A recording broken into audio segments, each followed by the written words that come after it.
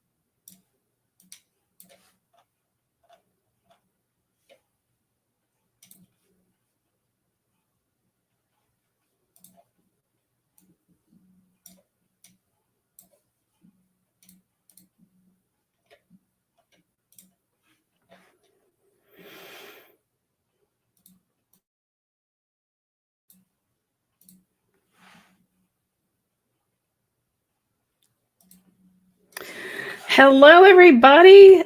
I am so excited to be live again.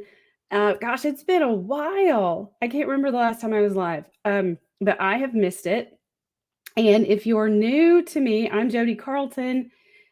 You're probably you may be a subscriber if you just got notified of this live. But I used to do live Q&As with you guys here every other Tuesday at 5, but now they're going to be every other Tuesday at noon.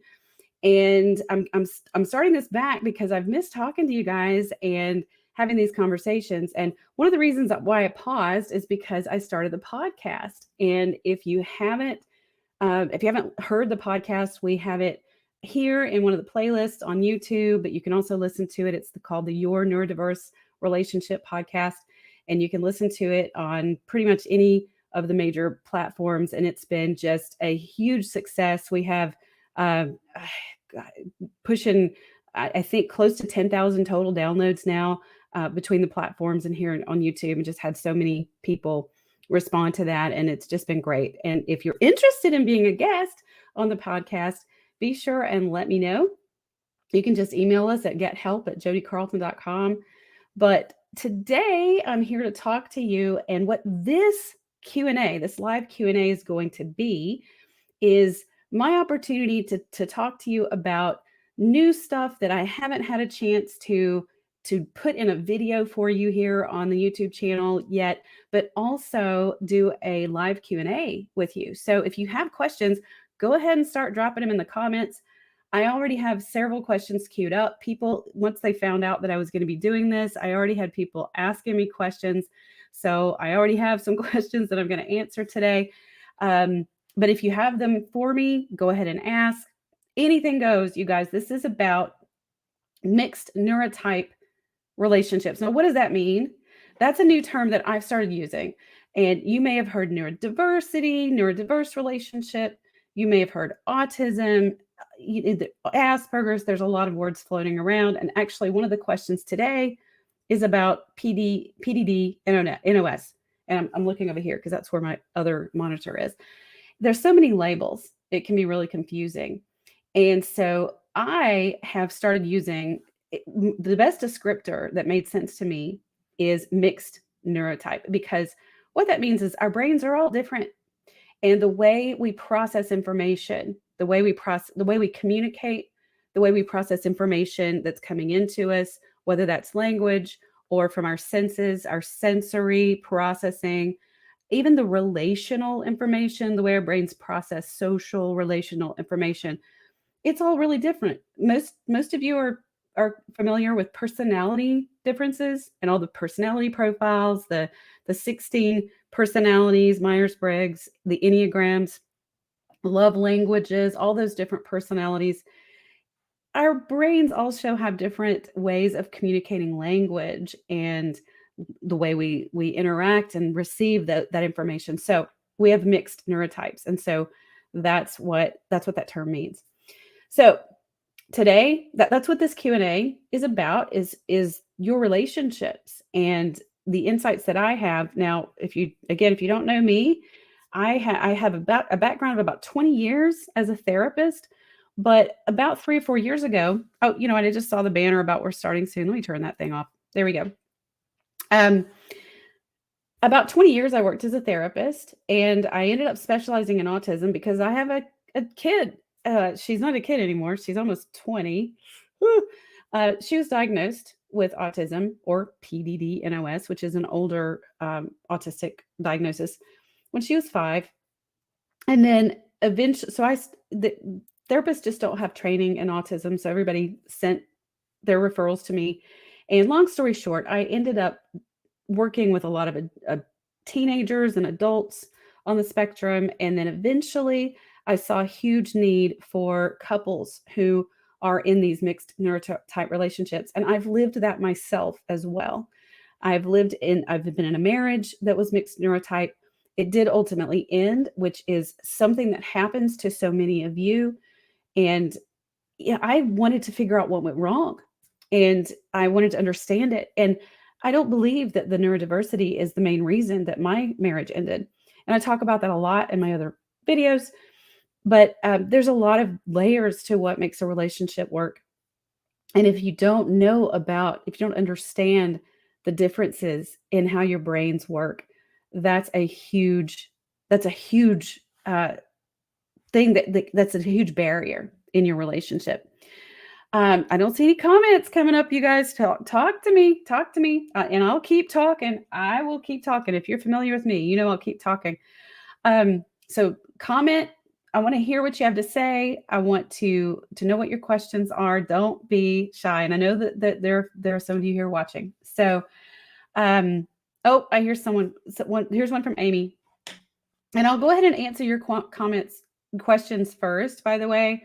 I do have these queued up, and I'm going to get to them for sure. But so Amy says, how can you tell if you are neurodiverse in adulthood? Are there key signs? Okay. So I do have a video on this, 5 signs that your male partner is autistic. But what if you are actually curious? What if you wonder if you are neurodiverse?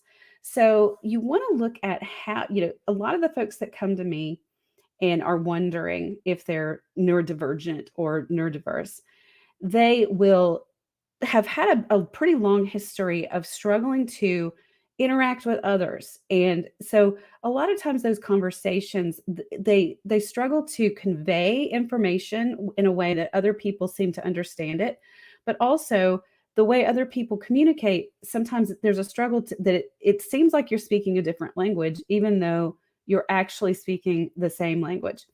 Sometimes it's harder to interpret social cues, some of those nonverbal things that other people seem to be just getting and understanding. That can be a sign.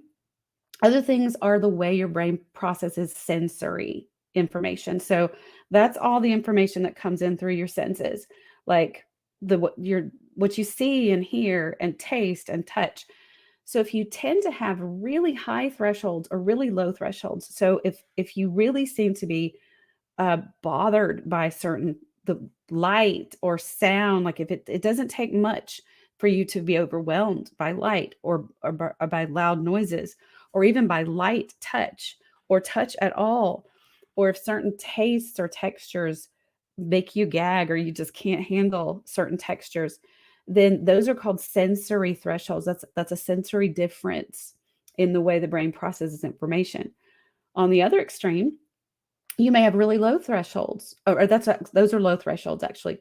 You may have high thresholds, which means it takes a lot of sensory input, a lot of sensory stimuli for your brain to recognize a sensation.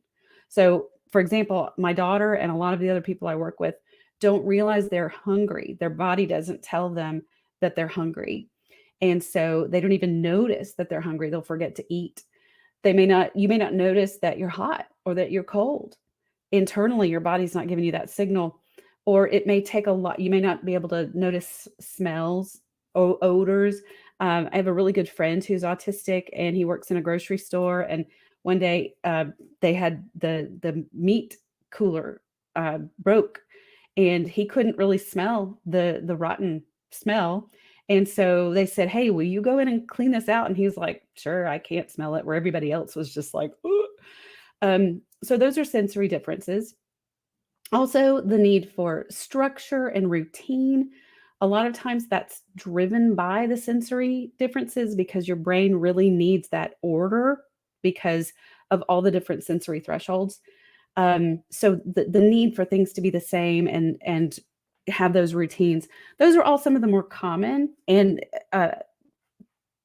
common traits that you might see in neurodiversity. So, okay, I'm seeing some other questions come along. Hi, Kelly. Kelly says, "I love my neurodiverse boyfriend more than anything, but it's so hard." Yeah, it is hard. It is definitely hard. A mixed neurotype relationship is not an easy relationship, but relationships are hard in general. And so the mixed neurotype, the differences in the brain is one layer of what makes it hard. And so one of the best things you can do is to learn as much as you can about what those differences are and what they mean, and to look at what are your actual expectations of what a relationship is supposed to be. Because so much of what makes it hard for us is what we go into a relationship believing it's supposed to be. Now, that doesn't mean that we're supposed to forget about our needs. A lot of my neurotypical folks are like, "Why should I get rid of my needs?" You don't have to just put your own needs aside, but sometimes we go into relationships with these expectations of what it's supposed to be, and we don't really stop and think about, where did that come from? Where did I get that expectation? And is it actually realistic for any relationship? Is it realistic for this one? Do I have to have this, and this? Or, what are my actual deal breakers? What do I have to have in a relationship versus what would I really just love to have and like to have? And so it's important to look at all of that. Um, Hi. Okay, let's see. I'm not going to try to pronounce everybody's name because I'm going to butcher it. But Marquita, I think. You said my boyfriend forgets to eat, and that created gout. Yes. So that has to do, I think, with uric acid, I think. Um, yeah. So that's an example of a high sensory threshold where the interoceptive sense, so the internal sensations inside the body, are not being communicated to the brain. So there's not an alarm, just that sensation to say, hey, hello, we're hungry, we need to eat. My daughter will actually get to the point of ravished. She'll go from not being hungry at all to ravished. But even then, she'll say, I don't even really know what this sensation is. I'm really uncomfortable. Her stomach will be cramping and it's painful. But she says she still doesn't really feel hungry. She doesn't really understand and relate to what that means. So, okay. While you guys I see you got, there's several of you here. Drop your questions for me. I'm going to go to my list. And so this is a conversation I had with somebody else this week. And this comes up a lot, but it's about whether or not to tell your partner that you believe they're neurodivergent and how to go about that. And so this is a really big question, and there's not a right or wrong answer. There's not really a right or wrong answer to any of these questions. But there are a lot of caveats to this. And so I've got my notes here because I want to go through several parts to this question, because some of you may be here because you're trying to figure out, what is this thing in our relationship? I know this person is a decent human being and I love this person, but why are we struggling? And you've come to this idea, this realization that perhaps neurodiversity is it. And you're wondering, do I need to tell them? So the things that I want you to really think about are the what are called the WH questions: the who, what, why, how, and where. And you want to ask yourself, because a lot of people, when they say, when they ask me, should I tell my partner? And I'm like, well, okay, let's first talk about what it is that what's your goal in that? Why are you wanting to tell them? What are you imagining is going to happen? So let's look at the why.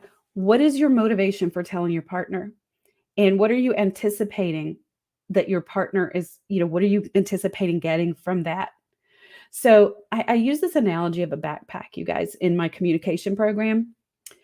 It's that we all bring to every interaction, we bring to our life our baggage. And we think of baggage as negative, right? But it's not. Our baggage is everything that's making us who we are. It's our DNA, it's our genetics, our personalities, but it's our experiences, our values, our beliefs, our goals, our desires, our wishes, and it's all in this, like it's in this backpack that we've got strapped to our back. And we bring it to every single interaction. So when you think about telling your partner, what's in your backpack, first of all? What are you bringing to that interaction? What is your goal and why are you telling your partner, first and foremost? Are you rooted in a belief that the relationship, the difficulties in the relationship are caused by your partner because of autism? Are you wanting your partner to learn about neurodiversity? And are you wanting to educate them? Are you seeing that your partner will benefit from this? Are you seeing that you will be vindicated in some way? You want to really stop and look at what are you bringing to it, because that's going to really, really influence how your partner receives it, or if they can receive it. Because when you flip that script and you're on the other side of that, and when anyone comes to you with a belief or something they've discovered about you, and if you imagine being on the receiving end of that, and someone comes to you and says, hey, I think I've figured out something about you. And if they're coming to you with this information in a way that's telling you, I've figured something about you, and because of this thing about you, you're making my life harder or worse because of this thing about you, and I want you to learn about you so you can fix you. That's kind of hard to receive. Even the most healthy, grounded person is going to have a hard time receiving that. So when you're thinking about sharing with your partner, you want to stop and think, what is my goal? Why am I doing this? And so then you look at those other WH questions. How do I plan on telling my partner? How am I going to do this? Am I going to tell my partner in an angry moment, in a conversation when I'm angry? And am I going to tell my partner, how am I going to go about? Am I going to send them a link? Am I going to send them to Jodi's website? Am I going to buy them a book? How am I going to do this? And how am I going to frame it? Am I going to say, hey, I think I figured out what's wrong in our marriage. It's you. That's not going to go over well. Am I going to frame it? What I coach people to do is to look at the fact that our brains are different and say, hey, you know what? I've been trying to figure out why you and I just can't seem to get it, to understand each other. And I think I've discovered that we have really different brains, and we have really different ways of going about communicating and interpreting the world. And because of those differences, I'm bringing one brain and you're bringing another brain. I think that's part of why we're misunderstanding each other. That's a we. You're bringing a we to it. I think we are different versus you're different and you're the problem. So you want to look at how, and you want to think about, where are you going to do this? Are you going to do this at home? Are you going to do it in the bed at night, right before your partner, when your partner's tired at the end of the day? And this is a when question as well. Your timing is important. You want to look at, let's see. Also, who is the best to share this with your partner? Is it you? Are you in a really angry place about this? And so you may not be the best person to share. That's when someone else getting involved. That's a lot of times, partners contact me a lot of times and say, can you help me with this? And a lot of times they think my partner's never going to be willing to do this, to even get on a consultation with you. And surprisingly, when they do, I actually have a video, you guys, on my website, if you haven't been to it, where I speak directly to partners. And it at this point, a partner has usually shared with them that they think they're neurodivergent. And I just let them know, look, this is the best place to be, because if you're not, I'll know. But it's really more about your brain being different, and it's not about anything being wrong with you. But you want to think about, okay, who's the best person to be part of this conversation?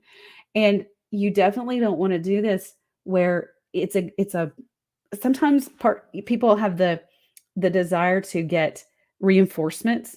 So you don't want to like bring other people in to kind of sit down and have a meeting and talk to your partner about it. And we think, and definitely don't want to bring the kids. If you have kids, that's you don't want to set your kids up as reinforcements for you to gang up on your partner, on dad or mom, even whoever, whichever's the partner here. So you want to, before you decide to tell a partner anything, whether it's you think they're neurodivergent or you think they're depressed or any kind of any kind of insight that you have about them, it's always important to think about, what am I bringing to this? What's my goal? What's my objective? And am I okay with my partner's response and reaction? Because we usually have a desired objective. We usually have a desired response that we're seeking from our partner. When our partner gets to react how they have the freedom to react however they choose. And we have to be okay with them having that initial reaction, whatever that is. Okay, let me look at your comments here and pause for a second. So let's see. Jealousy seemed to come out of nowhere, and years later, after never being acknowledged, it really tore us apart. My feelings never were acknowledged. What can be done about unresolved issues? And let's see, you're commenting on other stuff too. My therapist said I don't have to tell him everything due to irrational jealousy, which is not like me, but it seems like the only solution. Okay, so let's see. You guys, I'm gonna have to put my glasses on. Okay, so I'm gonna respond to that in just a second. So if anybody has any questions about let's see, this particular topic, I want to make sure I'm responding to you. Okay, Madam Curious. I love your username, by the way, because curiosity is really important. Okay, I'm going to get to you in just a minute, but let's talk to Marquita, and I'm sorry if I'm butchering your name. So you're saying jealousy is tearing you apart and that your feelings are never acknowledged. So jealousy is usually about possession. So when jealousy is a factor, there is a possessiveness there. Oh, look at me. There's a possessiveness there that is not necessarily an autistic trait or a neurodivergent trait. You guys, I'm going to use all the labels, okay? And it's not to offend anybody. It's just because 20 years in this profession and I've used them all. So it's not necessarily, it's actually not a trait that I see regularly. So keep in mind that even if someone is neurodiverse or neurodivergent, there may be other traits here in this relationship, in this person, that aren't related to neurodiversity, because we are multi-layered human beings and we have a lot of different aspects to who we are. And so your therapist is saying you don't have to tell him everything due to the irrational jealousy, and it's not like you. And so you're saying it's not like you to tell him everything. It may be that, sometimes we don't have good boundaries. When it's important to have boundaries, and we don't, as partners in relationships, have to tell our partner everything. Now, that's not the same as keeping important information. Like, we don't want to keep things like our spending, unless you have your own account that both have agreed, this is mine and this is yours, and you spend yours however you want. I spend mine however I want. There are certain things that you can agree are private, But we don't, sometimes people who struggle with boundaries don't realize that they do get to keep certain thoughts and feelings and things they did during the day. We're not, just because we're in a relationship, we are not obligated to, our life is not sudden, doesn't belong to another human being. We don't have to share everything. And so anyway, I just want to emphasize that jealousy in a relationship is very toxic and dysfunctional. And I use the word toxic um, carefully, because that word's thrown around a lot, too much. But jealousy, especially if it is used to control what someone does or says, is extremely destructive and dysfunctional, and is not necessarily, well, not necessarily, that is not inherently a neurodiverse trait. Okay, Madam Curious, you said my boyfriend, who's undiagnosed, accuses me of being manipulative when I try to talk to him about our relationship problems. False promises, false agreements are the big ones. And you said, I try to be as careful with my words as possible. And I keep discussions very short, 5 minutes or so. Still, he refuses to engage with me. What am I doing wrong? Okay. So first of all, I want to say the 5 minutes is great, because most neurodivergent folks get overwhelmed with too many words and too long of conversations. So the keeping it short is really helpful. I want to encourage you to, first of all, having these interactions is not just your responsibility. He does have some accountability there, but he may be very limited in his ability to know how to have these conversations. So, that being said, he's clearly shutting them down. And I want you to think of it less in terms of what you're doing wrong, because it's not really about right and wrong. It's about what is going to be in what way can you facilitate this communication in a way that works? Because the way you're used to communicating is not working for him. And so that doesn't mean that the way you're doing it is wrong, because it might work for somebody else. Sorry, you guys. Every time I start talking, my nose starts itching. Watch my old lives and you'll see that too. It just means that the way you're doing it with him is not a way that he can receive it. So let's get the right and wrong, because that's a shaming word. When we think of what am I doing wrong, we're shaming ourselves.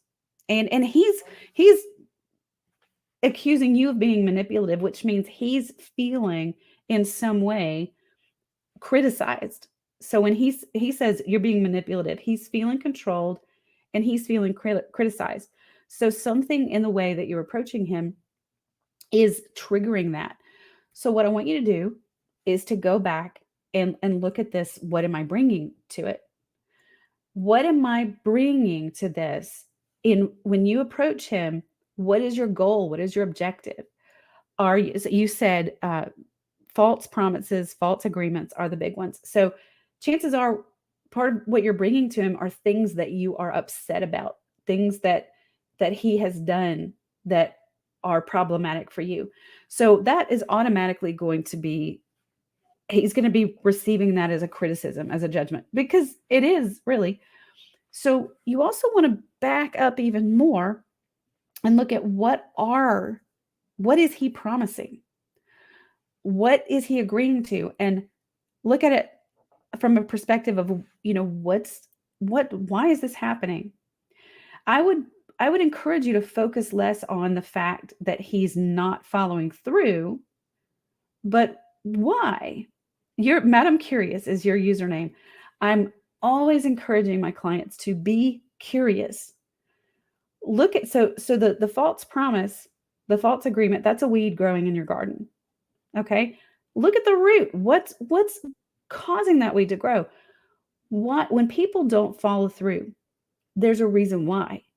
And it's not always because it's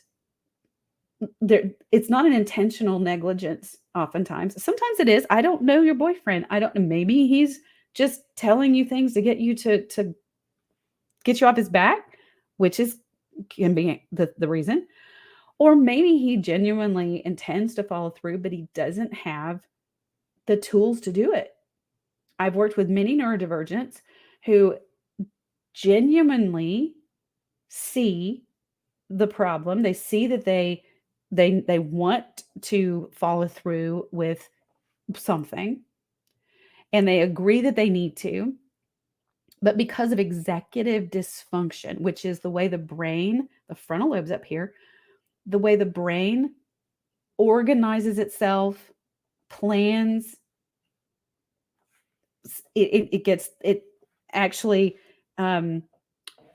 figures out what to do and how to do things.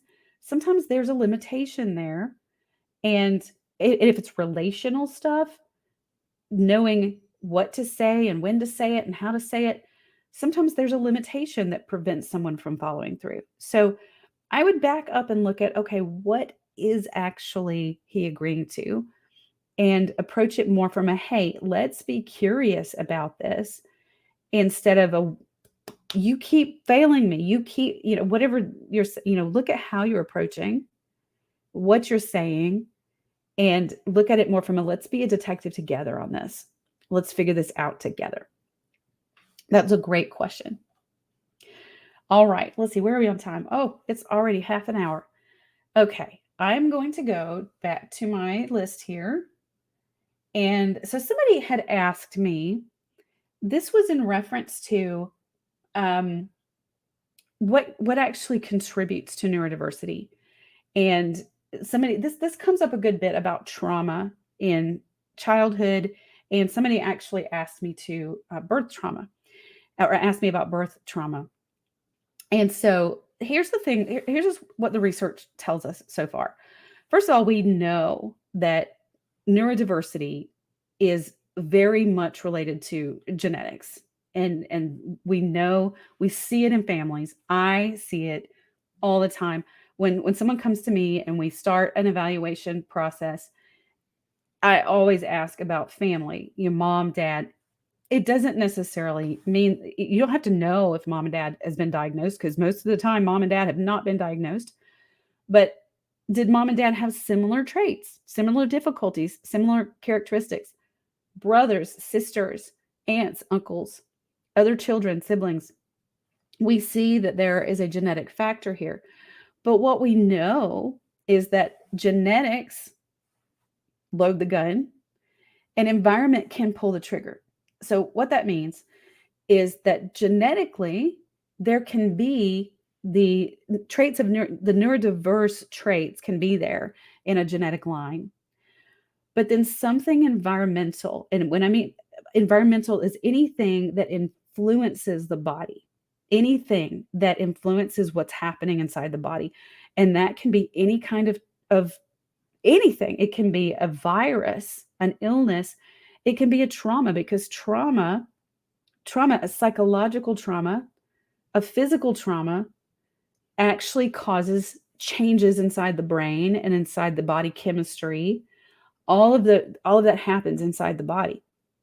So if that kind of thing happens early on in development, which is also when the brain is developing the language and developing social and relational abilities, attachment, all of those things are developing in the brain, it most definitely can influence how some of the traits of autism or neurodiversity that we see. My daughter, I've mentioned my daughter, we know we have neurodiversity in our family, genetically on my side, and also her father's side. We didn't know it at the time when she was born. But we know it now, looking back.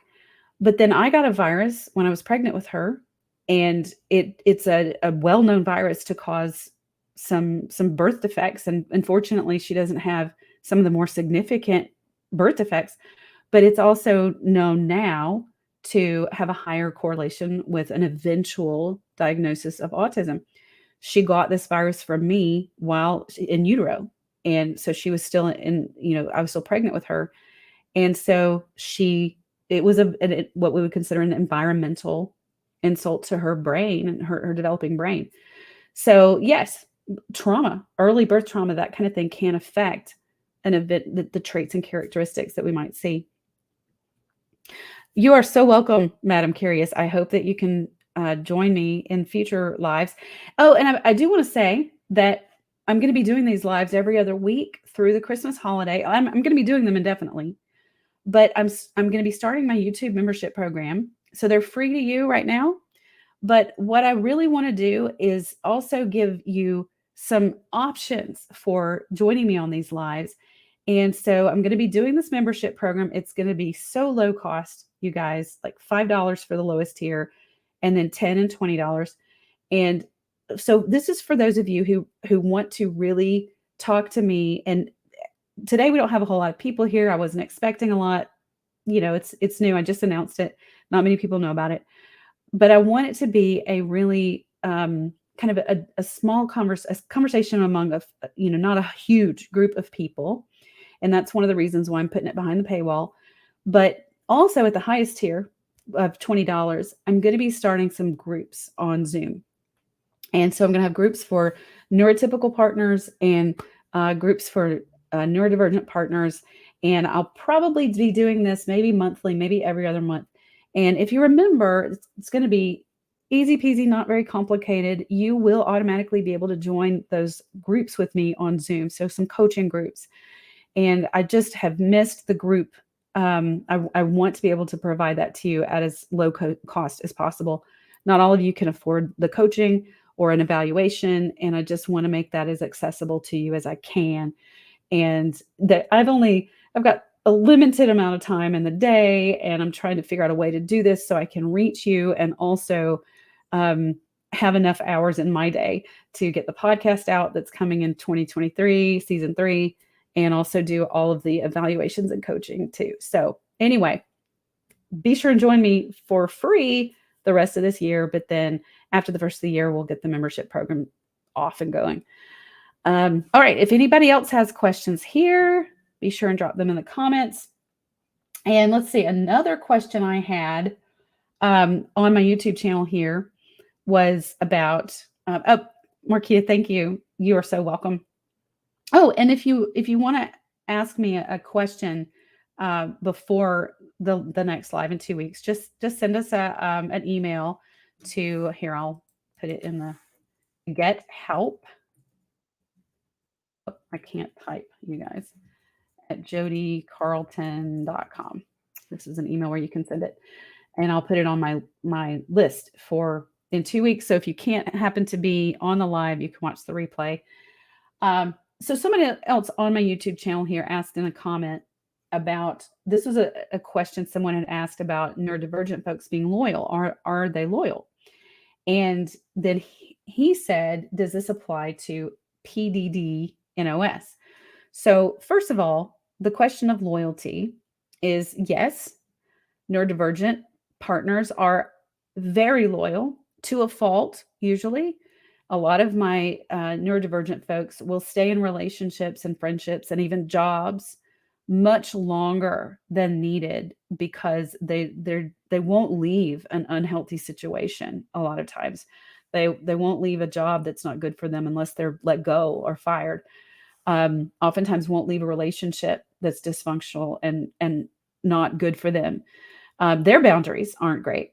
Oftentimes very, very loyal. However, once someone who is neurodivergent folks have a switch that they flip in so many aspects of how they perceive life. And either that switch is on or off. And so they're in or they're out. The relationship is okay or it's not.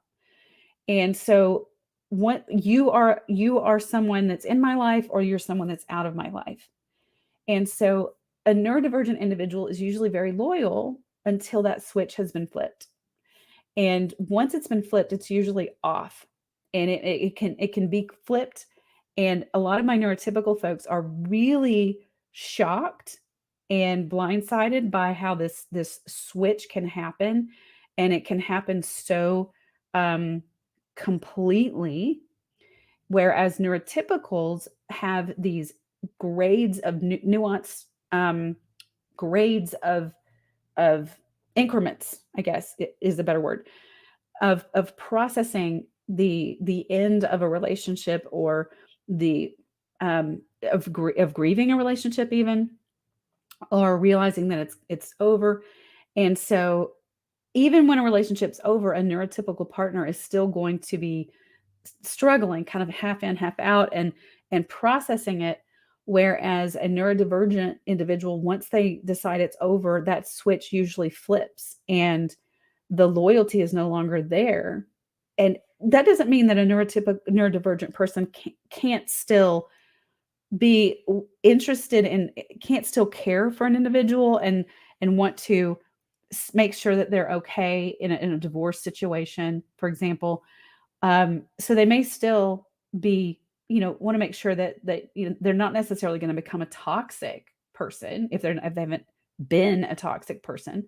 They're not going to try to destroy somebody, but they can be just completely out of the relationship mentally and just moving on. And that's hard for a neurotypical person to process sometimes. And because it's just over for the neurodivergent. So that switch can definitely get flipped. And once it's flipped, it's flipped. And occasionally a neurodivergent will flip the switch back. That can happen, but it's on or it's off. And if you are in a relationship with someone who is also toxic, and it's toxicity is different than neurodivergence. Okay, I want to be really clear on that. So, and you can be both. Just like you can be neurotypical and toxic, neurodivergent and toxic. It's two separate things. And so you can be a neurotypical personality, neurotypical neurotype, and non-toxic. You can be dysfunctional, which is not toxic. That just means we've got some baggage in our backpack that's not real healthy and that we need to work through and heal from. And then there's toxic. And toxic people oftentimes can't fix that baggage. And so you can be neurotypical and dysfunctional, neurotypical and healthy, neurotypical and toxic, and you can be neurodivergent and dysfunctional, and neurodivergent and healthy, and neurodivergent and toxic. So those are all different verticals, different spectrums, not even really spectrum. So how someone responds and handles it once that loyalty switch has been flipped depends on some of those other aspects of their character. All right. Any other questions for me, you guys? If not, let me give you a few minutes. I'm going to wrap it up for today. If you don't have any more questions, and I have loved being back here and talking with you guys. I miss this. So I look forward to being back in a couple of weeks.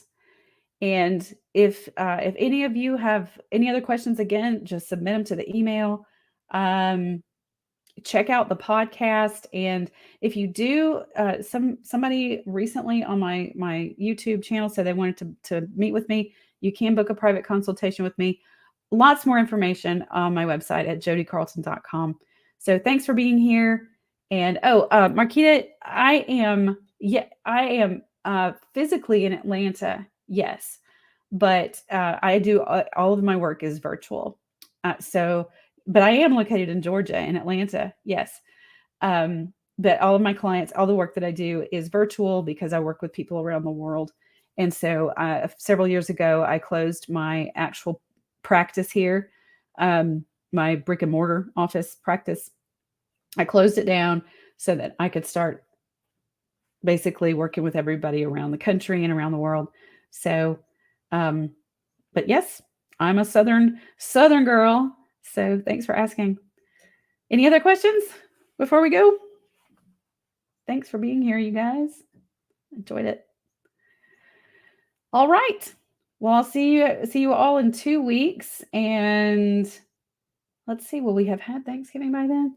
I'd have to look at a calendar. All right. I'll see you guys soon. Thanks again for being here. Bye.